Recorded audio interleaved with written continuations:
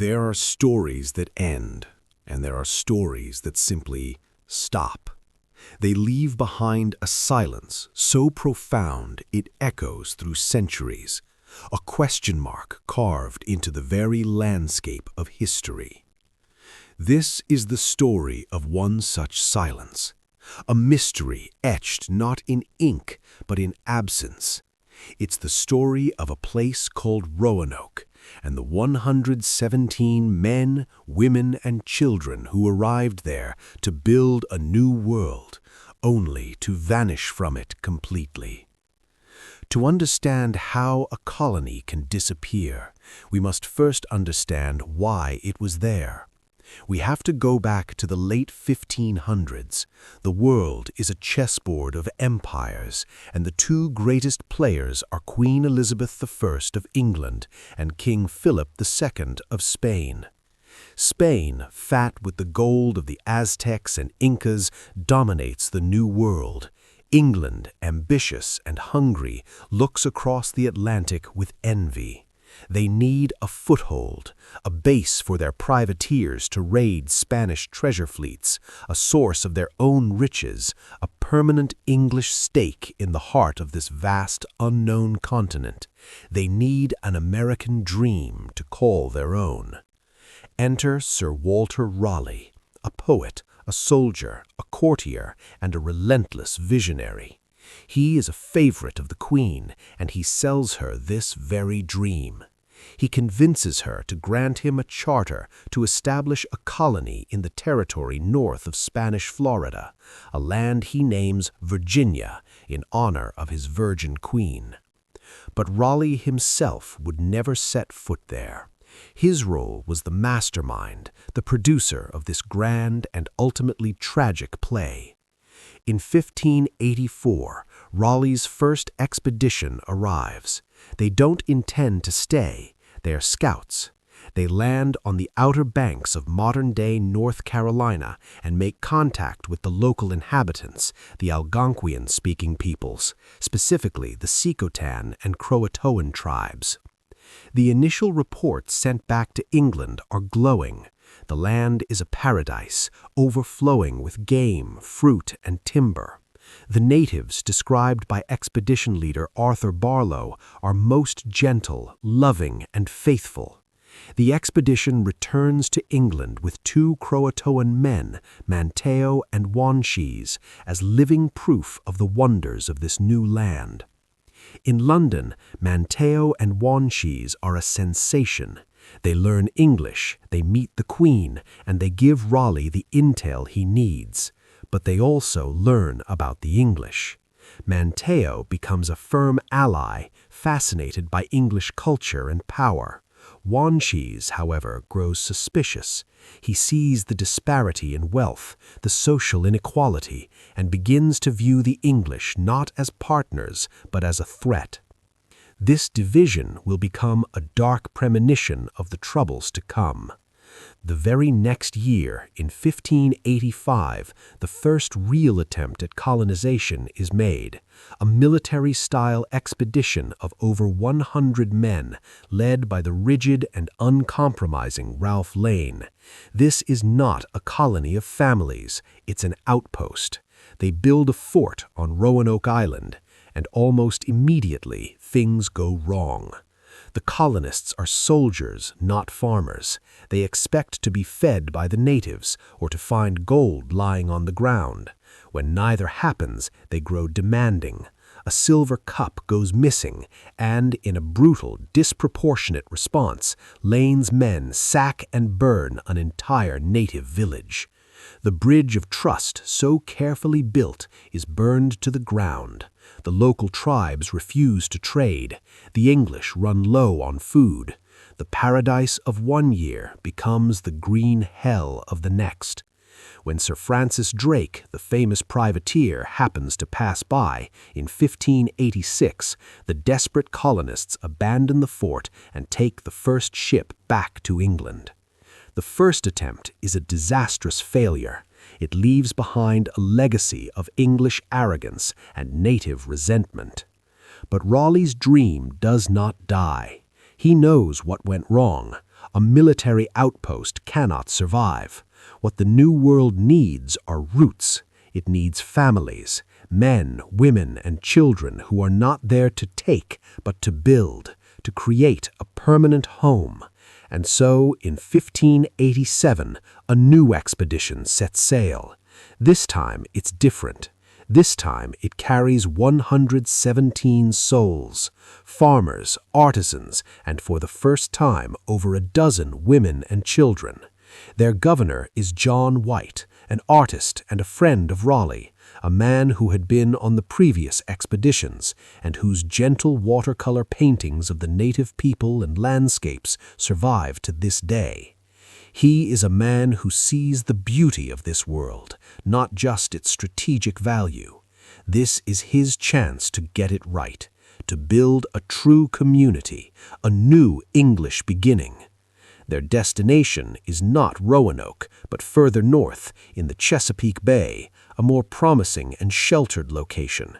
But from the moment they cross the Atlantic, their hopeful journey begins to unravel.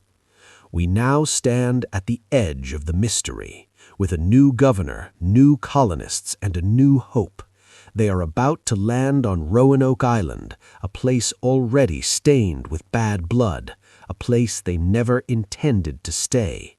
And from this moment forward, their every action will lead them deeper into the silence, deeper into the heart of America's oldest and most haunting unsolved mystery. What happened to the lost colony of Roanoke? July 22nd, 1587.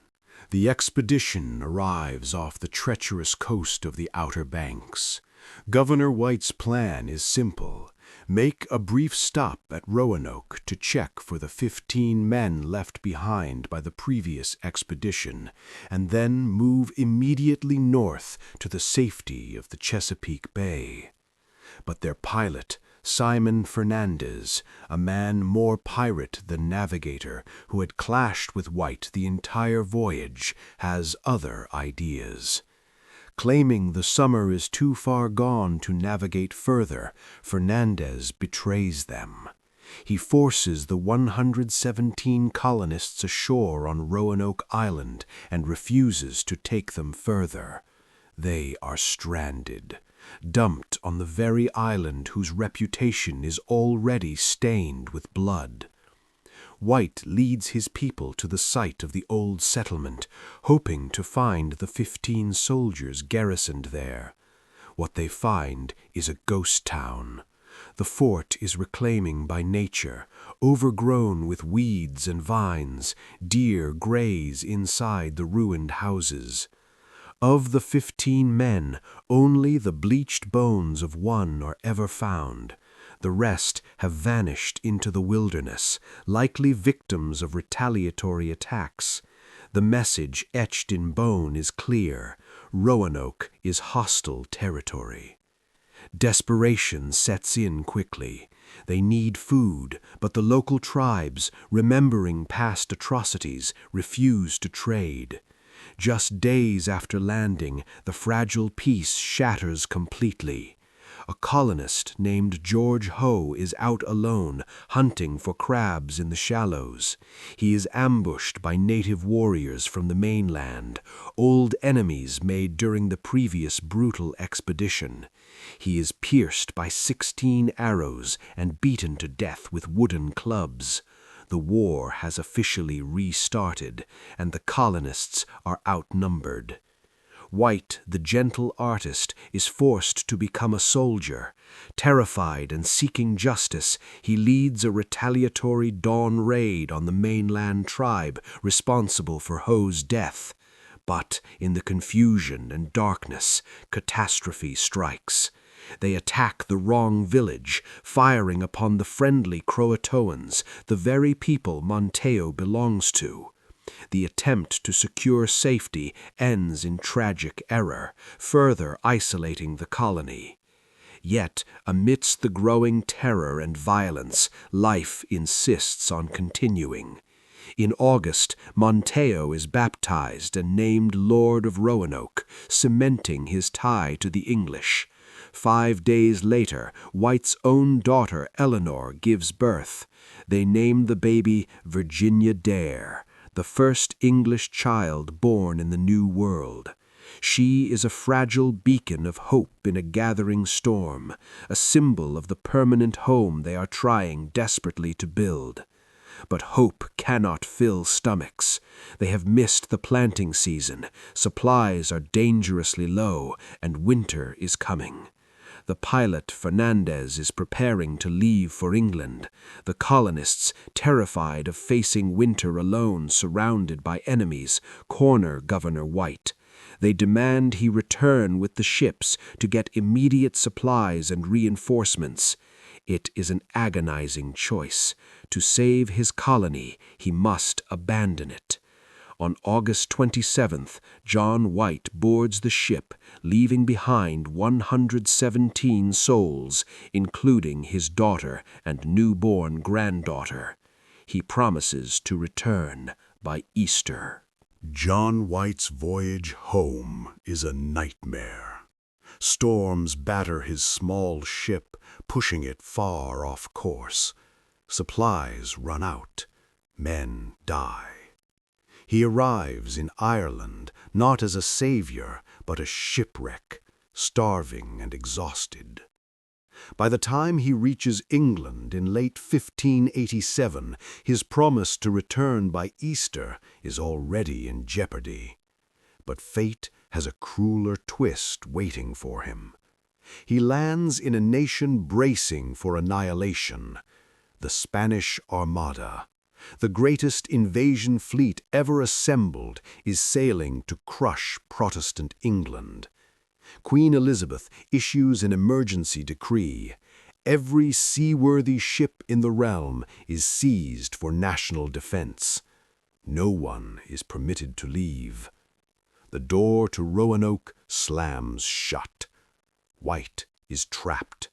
He begs, he pleads, he uses every connection Raleigh has, but the war effort consumes everything.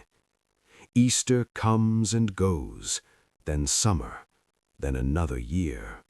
White becomes a ghost, haunting the docks of London, watching the seasons change, knowing that with each passing month the chances of his daughter and granddaughter surviving dim. 3 agonizing years bleed away in waiting. Finally, in 1590, a break. White secures passage on a privateering expedition meant to raid Spanish shipping in the Caribbean. They agree to drop him off at Roanoke on their way home, only as an afterthought. He is not a governor leading a rescue.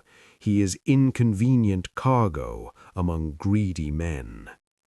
August 1590, 3 years to the month since he left. They arrive off the coast of Roanoke at twilight. White's heart leaps. He sees smoke rising through the trees near the settlement site. A signal fire? Proof of life? But the island guards its secrets violently. The sea is rough and the captains are impatient. In a disastrous attempt to land, one of the boats capsizes in the treacherous surf. 7 sailors, including the ship's captain, drown before White's eyes. The crew, superstitious and furious at the loss of life, wants to abandon the mission right then. Only White's desperate, frantic pleading convinces them to try one more landing the next morning. They wait through a long, dark night on the beach. The smoke they saw earlier, now extinguished, replaced by an oppressive silence. The next morning, August 18th, 1590, the 3rd birthday of his lost granddaughter, Virginia Dare, John White and a small reluctant party finally make their way to the settlement site. As they walk, they call out the names of the colonists. They sound trumpets. The only answer is the rustling of leaves and the echo of their own voices. The smoke they saw the night before, it was just a forest fire, a cruel trick of the light.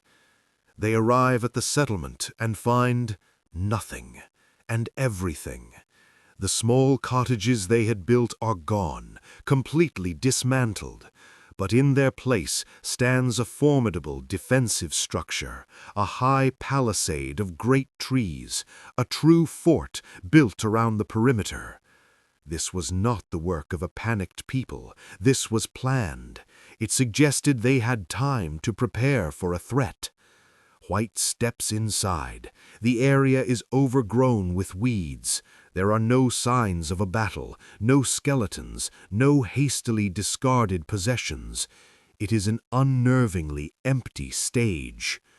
He finds tracks in the dirt, the footprints of men, women, and children leading away from the settlement into the deep woods.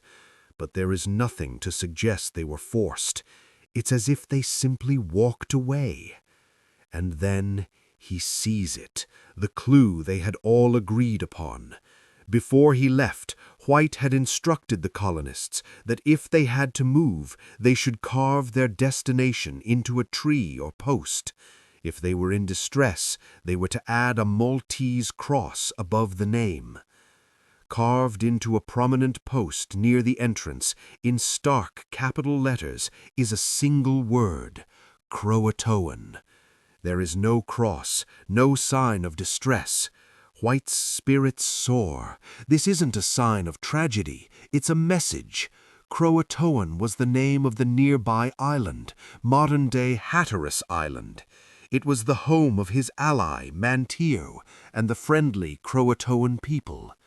The colonists hadn't vanished, they had simply moved. They had gone to live with their native friends 50 miles to the south. It all made sense. His joy is tempered by a sad discovery nearby. The chests he had buried, containing his maps, paintings, and books, had been dug up and looted, their precious contents ruined by weather. A sign that someone, at some point, had ransacked the empty fort. But this was a minor loss. His family was alive. He knew where they were. He rushes back to the ship, invigorated. He orders the captain to sail for CROATOAN immediately. But the island will not give up its secrets so easily. As they prepare to weigh anchor, a hurricane, the last brutal gasp of the Atlantic storm season, descends upon them. The storm is ferocious. It snaps their anchor cable, leaving them with only one small anchor left. The ship is nearly dashed against the shore. The furious, terrified crew refuses to risk another landing. Their privateering mission is already a failure, and they have no desire to die for White's quest. They overrule him. Against his will, the ship turns away from the New World and limps back towards the east. John White watches the coast disappear into the storm, knowing he was just 50 miles from his family.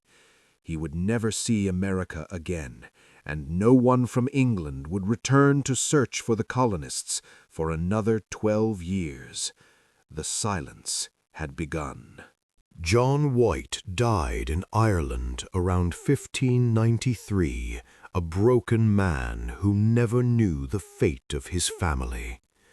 The story now leaves the hands of its protagonist and becomes a ghost story, a puzzle whispered in the corridors of power and around colonial campfires. For 12 years, England forgets Roanoke, but the land does not. When the English finally return to build their first successful colony at Jamestown in 1607, the lost colonists have become the stuff of legend. The new settlers are desperate to know what happened to their predecessors. They begin to ask the local tribes, and they get answers, conflicting, fragmented, but tantalizing answers that form the two great theories of the Roanoke mystery. The first and most hopeful theory is assimilation. This theory follows the most obvious clue, the word CROATOAN.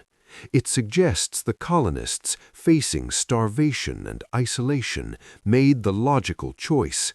They packed up their belongings and moved 50 miles south to live with the one tribe they could trust, Mantio's people. They weren't lost, they were saved. They integrated, intermarried, and slowly, over years, their English identity faded into a new, blended culture. There is compelling evidence for this.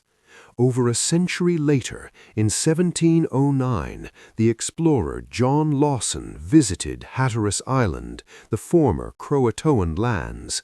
He wrote that the local natives had traditions and stories that sounded distinctly European. Most astonishingly, he noted many of them had gray eyes and claimed their ancestors were white people who had come from Roanoke. Modern archaeology has backed this up, discovering English trade goods, sword hilts, and even a 16th-century signet ring on the island, far from the original fort. For many, the case is closed, but history is rarely so simple. Because the Jamestown colonists heard another, much darker story. This is the theory of slaughter. The dominant power in the region was not the small Croatoan tribe, but the mighty Powhatan Confederacy, ruled by the shrewd and ruthless chief Powhatan.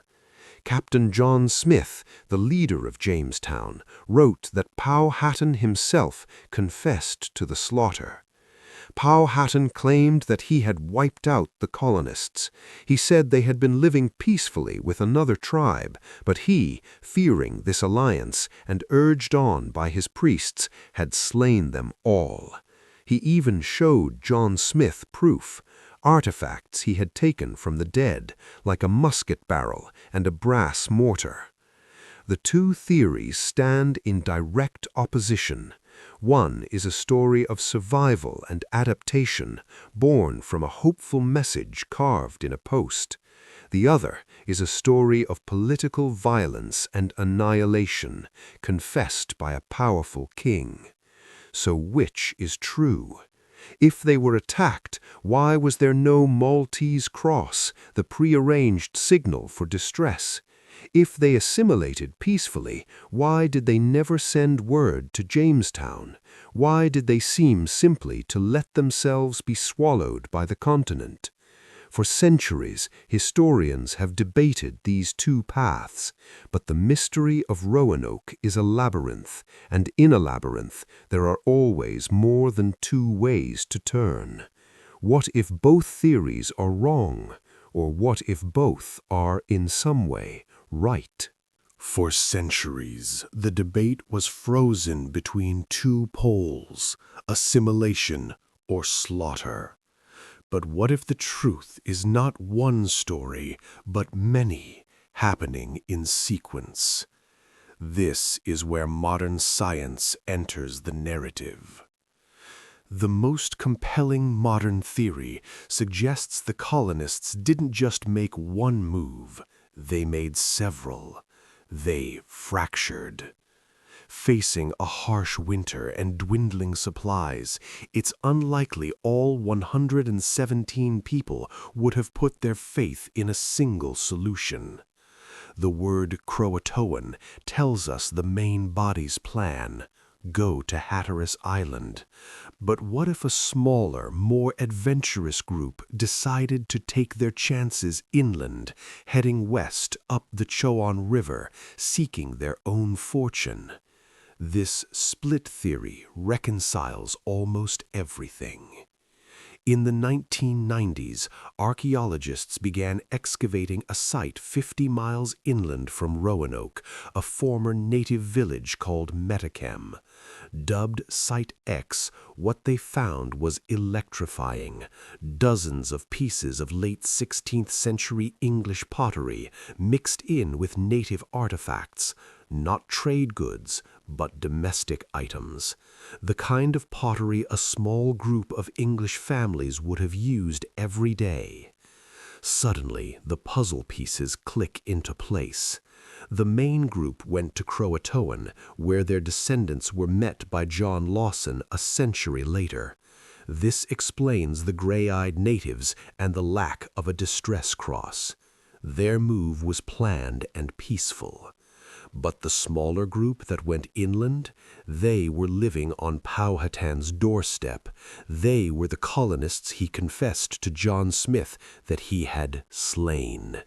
This explains the story of the slaughter and the captured English artifacts. The mystery of Roanoke has also attracted hoaxes, born from a desperate desire for answers. The most famous are the Dare Stones, a series of carved rocks allegedly telling the story of the colonists' demise, supposedly written by Eleanor Dare herself. While nearly all have been proven to be modern forgeries, they speak to the power of the legend. So where does that leave us? There is no single ending, because the lost colony likely met several fates. Some died of disease, some were killed in conflicts, and some, perhaps many, survived, their bloodlines merging with the people of the coast, their DNA woven into the very fabric of America before it was even a nation. They were not truly lost, they were absorbed, swallowed by a continent so vast it could erase an entire community from the pages of history, leaving behind only a whisper on the wind and a single cryptic word carved into a post. The story of Roanoke is not a story of failure, but of transformation. It's a reminder of how fragile a beginning can be and how powerfully a mystery can endure. It's America's oldest unsolved crime and its first haunting ghost story. And at its heart is a lost child, Virginia Dare, who remains forever a symbol of that profound, unanswered silence.